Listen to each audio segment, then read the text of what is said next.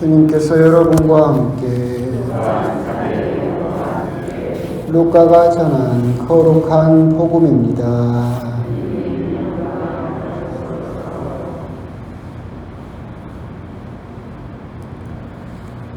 모세의 율법에 따라 청결례를 거행할 날이 되자 예수님의 부모는 아기를 예루살렘으로 데리고 올라가 주님께 바쳤다.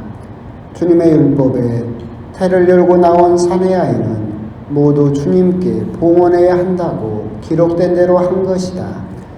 그들은 또한 주님의 율법에서 산비둘기 한 쌍이나 어린 집비둘기 2마리를 바치라고 명령한 대로 제물을 바쳤다. 그런데 예루살렘에 시므온이라는 사람이 있었다. 이 사람은 의롭고 독실하며 이스라엘이 위로받을 때를 기다리는 이였는데 성령께서 그 위에 머물러 계셨다. 성령께서는 그에게 주님의 그리스도를 뵙기 전에는 죽지 않으리라고 알려주셨다. 그가 성령에 이끌려 성전으로 들어갔다. 그리고 아기에 관한 율법의 관례를 준수하려고 부모가 아기 예수님을 데리고 들어오자 그는 아기를 2 팔에 받아 안고 이렇게 하느님을 찬미하였다. 주님, 이제야 말씀하신 대로 당신 종을 평화로이 떠나게 해주셨습니다. 제 눈이 당신의 구원을 본 것입니다. 이는 당신께서 모든 민족들 앞에서 마련하신 것으로 다른 민족들에게는 계시의 빛이며 당신 백성 이스라엘에게는 영광입니다. 주님의 말씀입니다.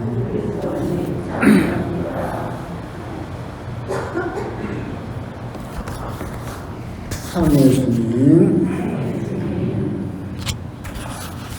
2월이 되었고 오늘은 여러분도 다 아시는 것처럼 또 2월 2일이 되면 우리 교회는 주님 봉헌 주기를 보내게 됩니다.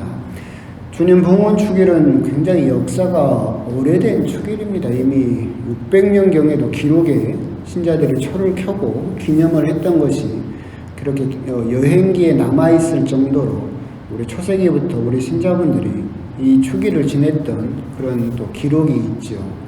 구약 성경에 있는 것처럼 또 아이가 태어나면 40일 후에 아이를 하느님께 봉헌하면서 아울러 또한 제물을 바쳐야 된다라는 율법에 따라 예수님의 부모님이 예수님을 성전에 봉헌하셨던 것, 이것을 또한 기억하면서 또 그걸 기념하는 날이 오늘이고, 아울러서 우리는 또 교회 전통적으로 그리고 초세기부터 그날 신자들이 초를 켜고 함께 또 그 뜻을 기리고 또 기념했던 것을 또 기억하면서 우리가 한 해 동안 집에서 사용할 또 초를 축성하는 날, 그 말은 또 결국 빛으로 오신 예수님을 계속해서 우리 집안에 우리가 그 초를 켤 때마다 생각하고 모시겠다라는 의미로 또 그 추기를 계속해서 지내오고 있다라고 생각을 하시면 되겠습니다. 그래서 제대 초부터 우리들이 또 1년 동안 쓸 초를 또 봉헌하고 그것을 다시 되찾아간다라고 하는 것도 오늘 복음하고도 사실은 긴밀한 연관이 있죠. 율법에서도 너희들이 첫 아이를 낳으면 또는 아이를 낳으면 하느님께 바쳐야 된다라고 하는 것은 구약 율법에서는 아이가 내 것이 아니고 하느님의 것이고 그것을 다시 내가 되찾아온다, 빌려간다, 그런 의미가 있었어요. 그래서 성전에 봉헌한다라고 하는 것은 하느님께 내 아이를 드린다라는 의미보다는 원래는 하느님 거였는데 그것을 다시 되찾아온다, 이런 의미가 들어있는 것이고, 그런 의미에서 또 초도 사실은 여러분들이 축성을 받아서 다시 되찾아감으로써 그런 의미를 함께 또 되살릴 수 있지 않을까, 이제 그런 생각이 또한 듭니다. 오늘 주님 봉헌 주일이기 때문에 물론 예수님의 삶이 또한 이 지상에 오신 것도 봉헌이었고 당신의 삶 자체도 하나님께 바치는 봉헌이었고 또 그것을 받아들이는 성모님의 삶 역시도 봉헌이었다라고 하는 것을 우리가 아울러서 기억할 필요가 있겠죠. 그러면서 우리들은 봉헌에 대한 의미도 함께 생각을 하면서 그렇기 때문에 오늘이 축성생활의 날, 봉헌의 날이라고 또 이야기를 하고 있죠. 봉헌하면 우리가 다 아는 겁니다. 봉헌은 뭡니까?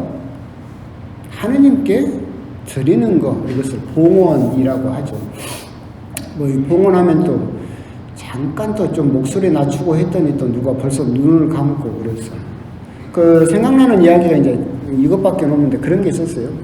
불교 이야기에서 옛날에 한번 드렸었는데, 그 옛날에는 초세기 이제 부처 제자들이 있었을 때 그때는 이렇게 공양을 받았죠. 보시를 받아서 살았어요. 탁발을 해서. 그런데 이제 대가섭이었던가 안한존자였던가 모르겠습니다. 안한존자였던 것 같은데 이렇게 이제 탁발을 하러 딱 갔어요. 가는데 거지가 수채구멍에서 툴툴툴 내려오는 데서 이렇게 밥알을 흔들어 가지고 고르고 있었어요. 그래서 가난하고 먹을 건 없고 그러니까 남이 버린 게 시궁창을 통해서 오면 이제 거기서 밥알을 골라 가지고 먹으려고 막 하고 이렇게 하고 있었죠. 그래서 옆에 딱 그 안한존자가 쭈그리고 앉아가지고 같이 구경을 하는 거예요. 거지가 보고 별 이상한 놈도 있네 하고 열심히 했지. 그래서 딱 한 숟가락을 만들었어. 하고 먹으려고 하는데 안한존자가 뭐라겠어요? 공양하시죠. 거지가 기가 막히잖아. 먹을 것이 없어서 수채구멍에서 겨우 밥 한 숟가락 걸러가지고 딱 만들었더니 옆에 가만히 있던 놈이 뭐라게요? 공양하시죠. 그러는 거예요. 나 주라는 거잖아요. 봉헌하라는 거예요. 거지가 기가 막혀가지고 세상 천지에 이런 법이 어딨냐. 이것도 뺏어먹고 싶냐. 막 그렇게 항의를 하니까 그 안한존자가 그렇게 이야기를 했어요. 나라고 그걸 먹고 싶겠어. 나라고 그걸 먹고 싶겠어. 하지만 당신이 그걸 나한테 줌으로써 당신이 공덕을 쌓아서 다음에 더 좋은 삶을 살도록 하기 위해서 내가 먹어야 되겠으니까 공양이라 뭐 그런 이야기가 떠오르기도 하고 그러는데, 주님의 봉헌이라는 것이 꼭 그런 의미는 아니지만 하여튼 또 뭐 그런 의미도 함께 들어있기는 하죠. 우리가 봉헌이라고 하면서 봉헌은 이제 궁극적인 의미는 드리는 거죠. 드리는 건데 우리는 드린다라는 것도 첫 번째 생각해 볼 필요가 있는 것이 아까운 것을 드리는 게 봉헌이죠. 남는 걸 드리는 걸 봉헌이라고 하지는 않아요. 그러죠? 안 그런 거예요? 사람 대 사람이 주는 선물도 그러잖아요. 선물도 내가 아끼는 걸 줘야 선물이 되는 거잖아. 근데 우리 집에 막 남아. 그래서 내가 남는 걸 주는 걸 선물이라고 하지는 않잖아요. 그런가요? 집에 돈 남는 사람 있어요? 그럼 나 좀 줘봐요. 그런 것 좀 선물, 인간관계도 내가 귀하게 여기는 것을 주는 것이 선물인데 하느님께 드릴 때 얘도 우리들은 첫 번째 마음가짐은 뭐예요? 나에게 귀한 것, 내가 아까운 것을 드리는 것이 봉헌이죠. 그건 먼저 생각을 해볼 필요가 있어요. 그리고 봉헌에 대해서 두 번째 또 더 중요한 것은 뭐냐면 제가 항상 강조하는 건데 봉헌은 뭐예요? 드리는 거예요. 제가 항상 드리는 말씀이죠. 줘버렸어요. 그럼 소유권이 누구한테 가버렸어요? 왜 대답을 못해요?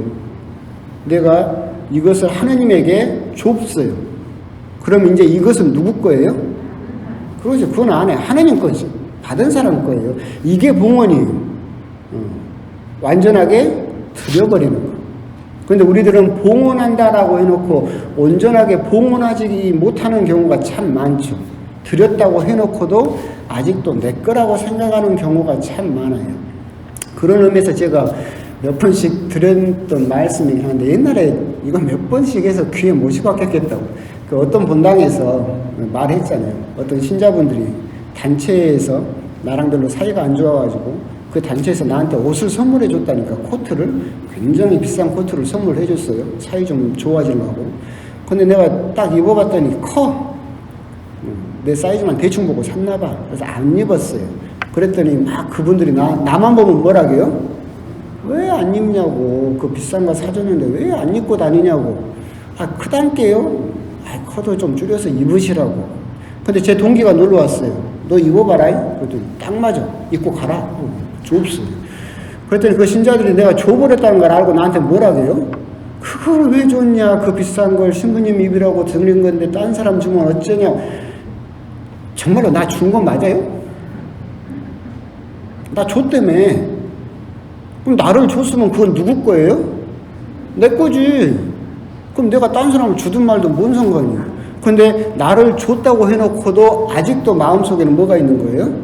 자기 거라는 마음이 남아있는 거예요. 그러니까 입어야 되고 누구 주면 안 되고 막 그걸 정용하게 되는 거죠.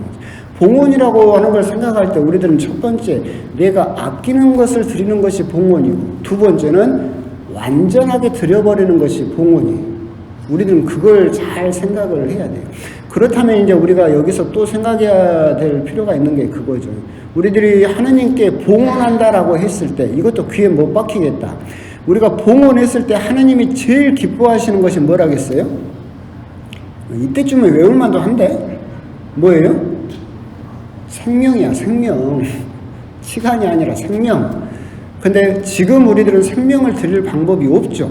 순교를 할 수는 없으니까. 그러면 생명 다음으로 귀한 것을 뭐라겠어요? 그게 시간이에요. 우리가 누구에게 시간을 준다라고 하는 것은 내 생명을 주는 거하고 같다겠잖아. 그잖아요. 우리가 언제 태어났고 언제 죽을지는 모르지만 정해진 삶을 사는데 그 사이에서 누군가한테 내 한 시간을 준다라고 하는 것은 내 생명 한 시간을 주는 거잖아요. 그래서 지금 우리가 줄 수 있는 것 중에서 하느님께 드렸을 때 하느님이 제일 기뻐하실 봉헌물이 뭐예요? 돈이 아니라 시간이에요. 시간을 드리면 우리 생명을 드리는 것이기 때문에 하나님이 제일 기뻐하셔. 그런데 여기에서 이제 문제가 뭐냐면 아까 말한 거 똑같은 거예요. 내가 내 시간을 하나님께 봉헌했어요. 드렸어. 그럼 이 시간은 누구 거예요? 잘 아네. 잘 알면서 왜 그래요? 이걸 우리들이 생각을 해봐야 돼. 그러니까 이제 여러분들하고는 상관이 없는 이야기인데 성당에 딱 왔어. 미사를 하려고 왔지. 그럼 미사가 1시간 정도 걸려. 그럼 미사 1시간은 이제 누구 거예요? 하느님 거지. 미사 1시간은 여러분께 아니에요. 근데 미사 와서도 우리들은 그 시간이 아까워. 그러니까 뭐 해요? 핸드폰을 봐요. 주보를 보고 딴 생각을 하고 미사 끝나면 가서 점심을 뭘 먹어야 되나 하고 있어요. 그러면 이 시간은 아직도 내가 포기한 거예요? 아니에요? 아니지. 내가 완전하게 드려버린 것이 아니잖아. 아직도 내 거라고 생각하는 거예요. 이런 것도 있고, 여러분 기도도 똑같아요. 제가 이제 이 기도도 말씀드리는데, 내가 이제 기도를 15분을 해. 우리 신자분들이 정말 자주 하는 말 중에 그런 건데, 딱 15분을 하고 나서 여러분들이 자주 하는 말이 뭐예요? 나 오늘 기도 분심만 빡빡 들고 맨날 딴 생각만 들고 오늘 기도 망했다. 기도가 제대로 안 됐다. 그래. 그 말이 맞아요? 틀려요? 틀리다고. 내가 기도를 15분을 하느님께 드리기로 했어. 그럼 그 15분을 쓰는 것은 누구예요? 하느님이지. 근데 그때 내가 막 분심이 들었어. 그러니까 기도에 집중을 못했어. 누구 탓이에요? 하느님 탓이죠. 왜 내 탓이에요? 하느님 거잖아. 분심이 들어도 여러분들이 분심을 만들어내지 않는 한, 아예 작정하고 딱 기도하러 15분 안 됐는데 그럼 임영웅이나 생각할까? 임영웅이 가사가 뭐더라라고 이렇게 일부러 불어들리지 않는 한, 나는 기도에 집중하려고 했는데 나도 모르게 막 그렇게 분심이 들어. 그건 어쩔 수 없는 거예요. 그걸 왜 자꾸 기도 망했다, 오늘 분심이 들어가지고 오늘 기도 전혀 안 된 것 같다. 그건 역시도 뭐예요? 그 시간을 내 거라고 생각하는 거예요. 유명한 성인이 이야기한 것처럼 기도는 머리로 하는 것이 아니라 엉덩이로 한다고 그랬어요. 그러니까 기도의 가장 중요한 점이 뭐냐면 내가 정한 시간에 그 자리에 앉아 있는 거예요. 내가 15분 기도하겠다 그러면 그 시간에 앉아 있는 거. 그때 내가 어떤 생각이 들었든지 어떤 걸 느꼈든지 그것은 이제 누구 몫이에요? 하느님의 몫이에요. 나는 내 시간을 하느님께 드리기로 했고, 그래서 그 시간에 나는 앉는 거, 그래서 정해진 시간을 하느님께 드려버리는 거. 그래서 그 사이에 일어난 일은 이제 누구 거예요? 하느님 거라고. 이런 부분도 여러분들은 생각을 해볼 필요가 있어요. 물론 아까 말한 것처럼 일부러 막 분심을 만들어내면 안 돼요. 그건 아니고 나는 전심을 다해서 기도하려고 앉았고 그 시간을 하나님께 드렸는데 분심이 일어. 그러면 흘러가는 대로 내버려 둬요. 그건 영성의 대가들도 하는 말이에요. 흘러가라고 그냥 계속 내버려 둬라.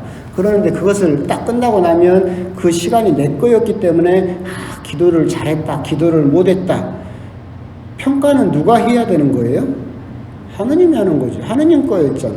근데 기도를 잘했다, 못했다 평가를 하고 있는 것은 아직도 그것이 내 거다라고 생각을 하는 경우가 참 많다. 우리가 오늘 주님 봉헌 축일이라고 하면서 봉헌의 의미에 대해서 우리가 곰곰이 생각을 할 때 우리들은 봉헌했다라고 하면서 온전하게 봉헌한 것이 맞느냐 이런 부분에 대해서 우리들도 한번 생각을 해볼 필요가 있을 것이고 더불어서 아울러서 오늘은 또 축성 생활의 날, 옛날에는 봉헌 생활의 날이었는데 봉헌 생활을 하는 사람들에 대해서 뽑힌 사람들에 대해서도 이렇게 생각을 해야 될 필요가 있는데 여기서 제일 만만한 게 우리 학사님이니까 우리 학사님 부모님한테 제가 드리는 말인데 신학교를 갔잖아요. 그럼 우리 아들을 하나님께 드렸어요? 안 드렸어요? 아직 안 줬어요? 아직 사인 안 했어요? 좋겠죠? 그럼 아직 속에는 잘 안 찰 수는 있지만 저 아들은 이제 누구 거예요? 하나님 거지. 그런데 여러분들은 무슨 생각을 할 수가 있어요? 아직도 내 아들이야. 아직도 내 아들이지. 그 말은 맞겠지. 평생 끝날 수는 없겠지만 큰 출발점은 거죠. 아직도 내 아들이라서 내 마음대로 할 수 있고 내가 시키는 대로 해야 되고 이렇게 생각을 하면 안 된다는 거지. 이미 내 아들을 하나님께 드려버렸어요. 하나님이 어디에 쓰든지 말든지 그것은 누구 마음이에요? 하나님 마음이에요. 그러면 여러분들은 뭐가 돼야 된다는 이야기예요? 아버지는 뭐가 돼야 돼요? 요셉 성인이 돼야지. 어머니는 뭐가 돼요? 마리아 성모님이 돼야 돼요. 요셉 성인과 성모님이 아들 앞길을 막으면서 내 아들인데 왜 그러냐고 뺏어간 적 있어요? 없어요. 하느님이 어디에 쓰든지 그 두 분은 항상 어디 있었어요? 예수님 뒤에 있었지. 그러잖아요. 십자가 밑에 있었었고 아들이 어떤 길을 걸어가든지 내가 아들을 하나님께 봉헌했기 때문에 하나님께서 알아서 쓰시겠지라고 내 아들이 어떤 길을 걷든지 묵묵히 기도하면서 그 길을 열심히 지지하면서 따라갔을 뿐이지 한 번도 내 아들인데 라고 하면서 그걸 뺏어오려고 하지 않았다. 그런 부분도 어려운 일이긴 하지만 생각을 해보실 필요가 있습니다. 우리 어머니도 아직까지 잘 안 돼요. 우리 어머니도 아직까지 잘 안 돼. 내가 또 사장하느라 전날 텐데 유학을 딱 갔다 왔어요. 유학을 갔다 왔는데 저는 일반대학도 졸업하고 신학교 졸업하고 유학까지 갔다 왔잖아요. 근데 발령을 시골 어디 공소 4군데 모아놓은 대로 발령을 내버렸어요. 우리 어머니가 화나셨어요. 세상 천지에 우리 아들이 유학까지 갔다 온 어떤 아들인데 세상에 저런 데 보낼 쓰냐고. 뭔 상관이래요 그게? 하나님이 쓰시겠다는데? 그러잖아. 그러니까 아직까지도 그때도 이렇게 포기하지 못하신 적도 있었고 그래서 이제 농담으로 드리는 말이고 그러니까 우리가 그런 부분들이 많이 있다는 거지. 우리가 봉헌했습니다. 바쳤습니다. 하나님께 드렸습니다. 라고 해놓고도 아직도 내 것이다 라고 생각을 하면서 틀어잡고 있는 경우가 참 많다. 근데 오늘 복음에 나오는 성모님의 모습을 곰곰이 보고 있으면 정말로 그 귀하디 귀한 외아들이라고 하는 그 귀하디 귀한 아들을 하느님께 드렸다. 그리고 그분은 어떤 삶을 사셨던가를 생각을 해본다면 참으로 어떤 것이 봉헌인가 라는 것을 우리가 또 생각해 볼 수 있지 않을까. 그래서 오늘 주님 봉헌 축일에 다른 많은 것도 있겠지만 참된 봉헌이라고 하는 것이 어떤 것인가 그런 부분에 대해서도 한번 곰곰이 또 묵상을 해 보셨으면 좋겠습니다. 아멘.